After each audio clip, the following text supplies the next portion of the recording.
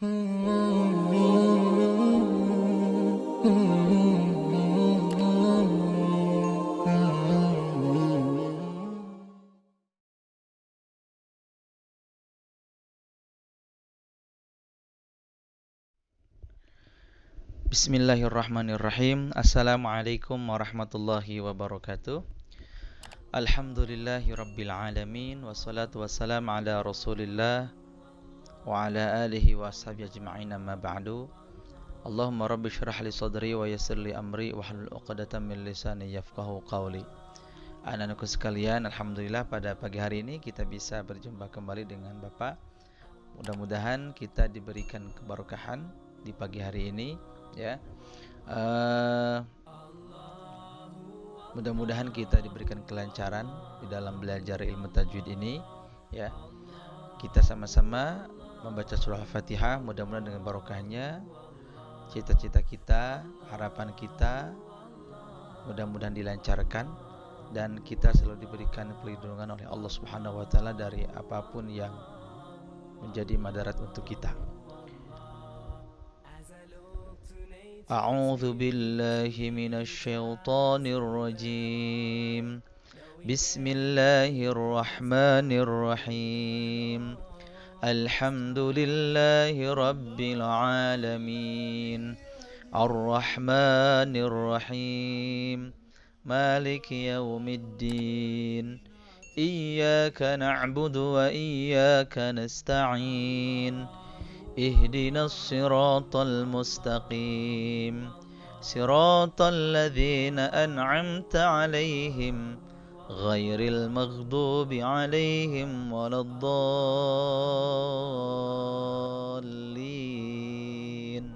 آمين. Anakku sekalian, alhamdulillah kemarin kita sudah membahas, ya, tentang bagaimana cara membaca bismillah di antara dua surah, ya. Nah, kemudian yang kita akan pelajari pada pagi hari ini adalah tentang bagaimana, ya, kita lihat di sana ada tentang bagaimana cara membaca akhir surah Al-Anfal dilanjutkan dengan awal surah At-Taubah, ya. Nah, sebagaimana kita ketahui, kita lihat bahwa di surat At-Taubah ini tanpa memakai atau ditulis basmalah, ya. Betul tidak? Nah, surat At-Taubah ini tidak ditulis basmalahnya. Apa alasannya? Nah, ini sebagai wawasan kalian, ya. Nah, anakku sekalian, sebelum Bapak menjelaskan bagaimana cara membaca akhir surah Al-Anfal dilanjutkan dengan awal surah At-Taubah. Minggu kemarin kita membahas bagaimana cara membaca basmalah di antara dua surah, ya. Sekali lagi, kemarin bagaimana membaca basmalah di antara dua surah. Yang mana yang diperbolehkan 3 di antara 4 yang di metode atau variasi itu. Nah, sekarang yang jadi pertanyaan, bagaimana cara membaca akhir surah Al-Anfal dilanjutkan dengan awal surah At-Taubah, yang mana kita ketahui bahwa At-Taubah ini tidak memakai tulisan basmalah.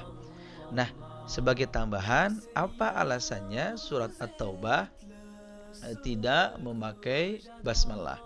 Nah, atau tidak dengan bacaan basmalah.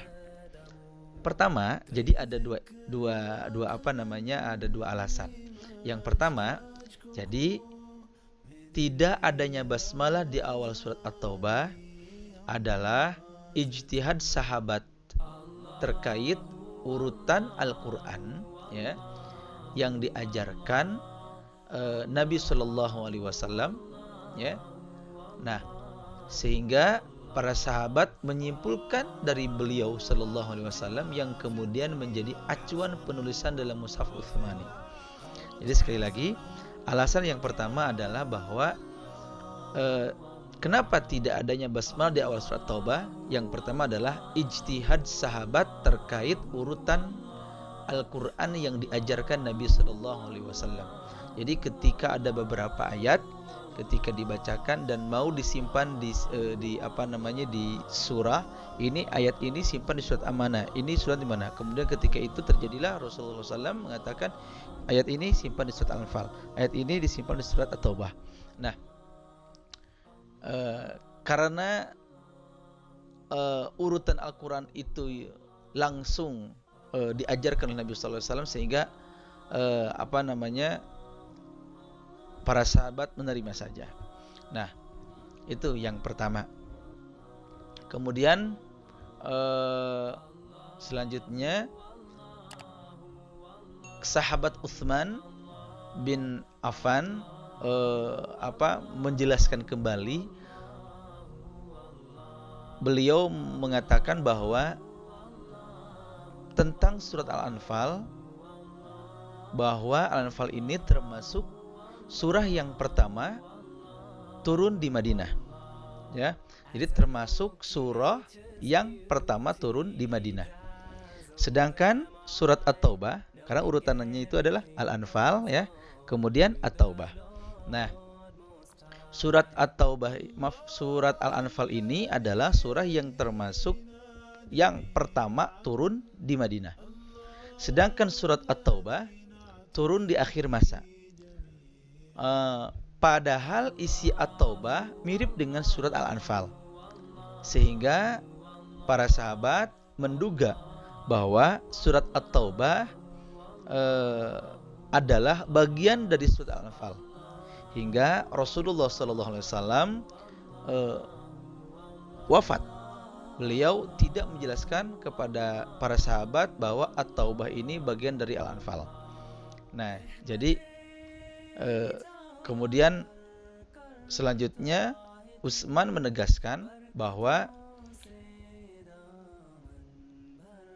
karena alasan tadilah, kata Utsman radhiyallahu anhu, mengurutkan At-Taubah setelah Al-Anfal, dan tidak kami beri pemisah, kata Utsman, dan tidak kami beri pemisah, katanya, dengan tulisan Bismillahirrahmanirrahim, dan aku posisikan di 7 surat yang panjang. Nah, jadi alasan sahabat Utsman bin Affan radhiyallahu anhu inilah seolah menjelaskan latar belakang mengapa di awal surah At-Taubah tidak tertulis basmalah, yang sejatinya ini merupakan hasil pemahaman sahabat terhadap Al-Quran yang mereka dapatkan dari Nabi Sallallahu Alaihi Wasallam. Nah, intinya adalah yang alasan yang pertama adalah ajaran dari Rasulullah Sallallahu Alaihi Wasallam. Nah, alasan yang kedua, kenapa surah At-Taubah tidak adanya basmalah? Karena beda isi basmalah dengan At-Taubah. Nah, basmalah menggambarkan keamanan, ya, dan kasih sayang Allah. Sementara At-Taubah menyebutkan tentang permusuhan Allah dan Rasulnya Sallallahu Alaihi Wasallam kepada orang musyrikin dan orang munafik. Pernah Ibnu Abbas bertanya kepada Ali bin Abi Thalib radhiyallahu anhu, bahwa beliau mengatakan, lima lam taktub fi bara'atin bismillahirrahmanirrahim. Nah, mengapa Anda tidak menulis bismillahirrahmanirrahim di awal surat Taubah? Nah, jawab Ali bin Abi Thalib radhiyallahu anhu, li'anna bismillahirrahmanirrahim amanun. Ya. Ulangi, li'anna bismillahirrahmanirrahim amanun wa bara'atun nazalat bisayf laisa fiha aman. Yang artinya, karena bismillahirrahmanirrahim isinya damai, sementara surat At-Taubah turun dengan membawa syariat perang. Di sana tidak ada damai, ya, tidak ada perdamaian. Nah, penjelasan sahabat Ali bin Abi Thalib radhiyallahu anhu adalah penjelasan mengenai hikmah tidak adanya basmalah di surat At-Taubah. Jadi beliau menilik makna dari basmalah dan makna surat At-Taubah. Jadi basmalah kalimat yang berisi rahmat Allah, memberikan kedamaian, keamanan, sementara surat At-Taubah merupakan pengumuman bagi orang musyrikin bahwa Allah dan Rasulnya Sallallahu Alaihi Wasallam memusuhi mereka dan menantang perang mereka, yaitu orang-orang musyrik dan orang-orang kafir. Nah, itulah kenapa alasan surat At-Taubah ini tidak dibacakan basmalah atau ditulis dengan Bismillahirrahmanirrahim di awalnya. Faham kan? Nah, sekarang insyaallah bagaimana cara membaca akhir surat Al-Anfal dilanjutkan dengan awal surat At-Taubah. Anak-anakku sekalian, simak baik-baik, lihat di layarnya. Nah, jadi sudah menjadi kelaziman jika seorang qari ya membaca akhir suatu surah lantas hendak melanjutkan lagi dengan awal surat berikutnya.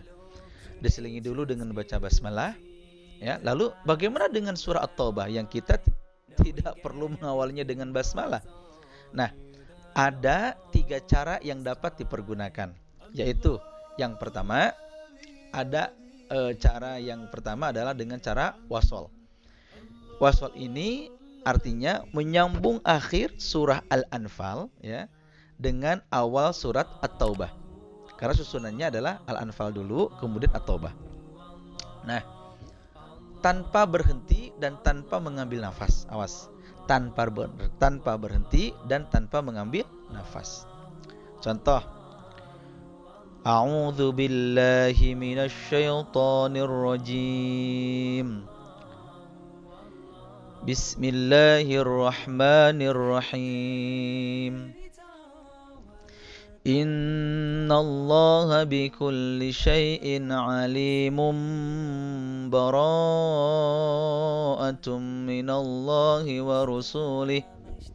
Nah, itu contohnya. Sedangkan ayatnya aslinya panjang. Jadi perhatikan ya. Di sini nah di sini ada akhir suratnya ya. Nah, di sini ini adalah akhir surah Al-Anfal ya. Nah, kalau ini adalah awal surah At-Taubah. Sehingga nama lain surat At-Taubah ini adalah Baro'ah. Ya, surat apa? Surat Baro'ah.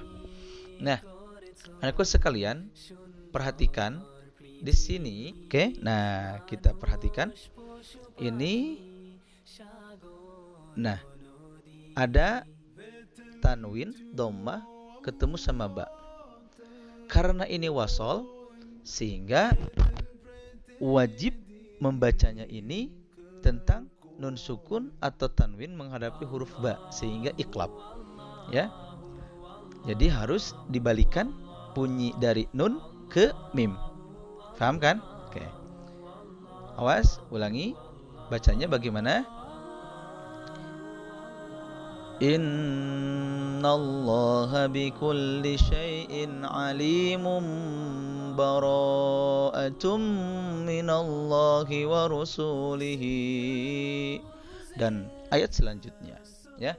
Jadi itulah cara yang pertama adalah dengan cara wasol. Nah, cara yang kedua adalah dengan cara waqaf. Nah, yaitu menghentikan bacaan pada akhir surah Al-Anfal. Nah, kemudian mengambil nafas, baru melanjutkan kembali bacaan pada awal surat At-Taubah. Contoh, Innallaha bikulli syai'in alim. Berhenti, ambil nafas. Bara'atum minallahi wa rusulih. Nah, itu ya. Cara yang kedua adalah dengan cara waqaf. Awas tanpa membaca basmalah. Nah, yang kemudian boleh dengan cara saktah. Saktah ini adalah menghentikan bacaan sejenak kira-kira 2 harokat tanpa mengambil nafas pada akhir surat Al-Anfal, ya. Baru kemudian melanjutkan kembali pada surah At-Taubah.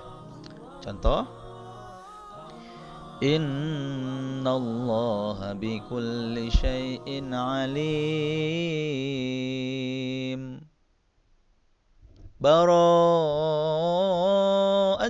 minallahi wa rasulih. Nah itu.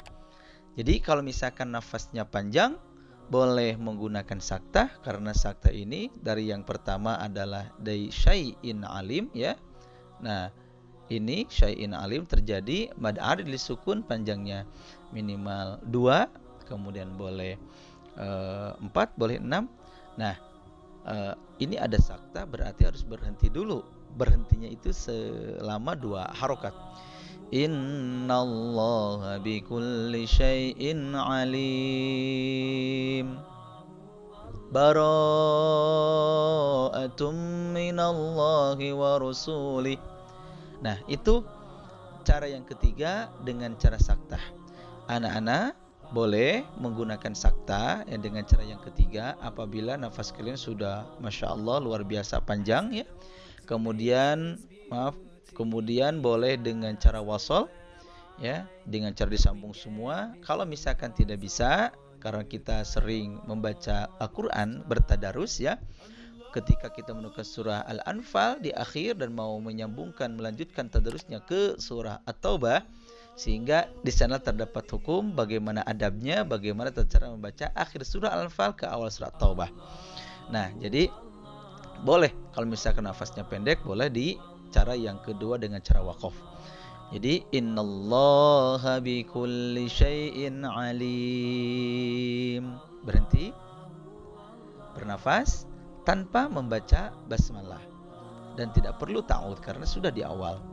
Langsung aja bara'atum minallahi wa rasulih. Nah, itu supaya memudahkan, ya. Ternyata Masya Allah luar biasa, tajwid ini adalah tahsin. Jadi tajwid ini adalah bagaimana tata cara membaca Al-Quran dengan baik dan benar, sehingga Masya Allah luar biasa dapat kita pahala yang begitu luar biasa.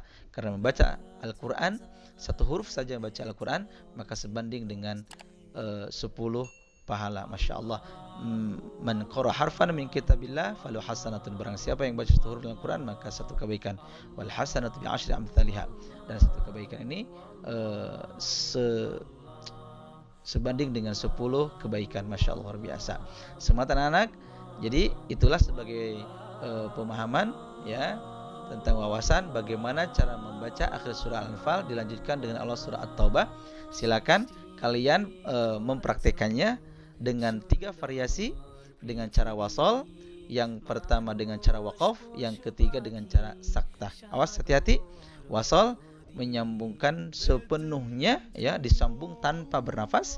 Yang kedua waqaf, yaitu menghentikan bacaan dengan cara diputus dan ambil nafas. Yang ketiga dengan cara sakta, berhenti, ya. Nah, sakta berhenti, awas, berhentinya itu tanpa mengambil nafas. Berhentinya selama 2 harokat. Faham? Masya Allah luar biasa. Itu Bapak tunggu tugasnya dengan cara voice note, ya, mempraktikkan bagaimana cara membaca akhir surah Al-Anfal dilanjutkan dengan awal surat At-Taubah atau surah Bara'ah, ya. Syukran. Subhanakallahumma wa bihamdik asyhadu an la ilaha illa anta astaghfiruka wa atubu ilaik. Wassalamualaikum warahmatullahi wabarakatuh.